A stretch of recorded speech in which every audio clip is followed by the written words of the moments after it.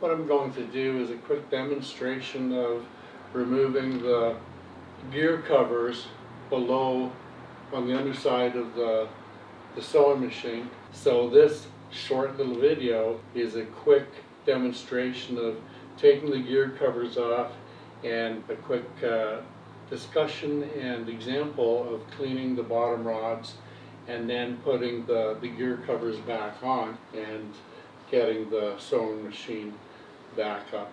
That's what this little video is about. Here are the two screws at the balance wheel, hand wheel end.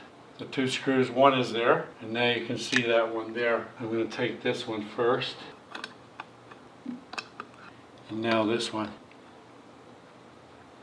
Lift it up a little and slowly and gently, and kind of wiggle it out, because it's close tolerance. Now we're going to go and do that one at the other end. That takes off the little bracket down here that these two screws screw into. So I'll undo this screw.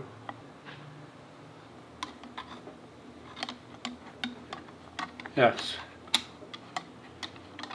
Get this little screw undone as well. Ta-da! And we can see how nice and clean it is. And if I was going to leap into action today, like I did the other day, then I would be spraying oil on here, and then I would be rubbing it off and, you know, checking it just like I'm rubbing it right now and checking. There's a little bit of a smudge there. So that's, and I can rotate the hand wheel, the balance wheel too, if I like, which I do, and do it that way. So that's what it would be.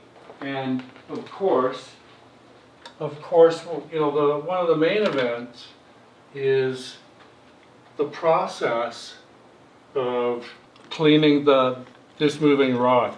The result is that I'm able to clean all the gears, all the way down here, all the way down here, all the way down here to this gear, and then I still have a really sturdy wire brush for cleaning all the rods. There's, you know, 50, 60, 70 years of dust.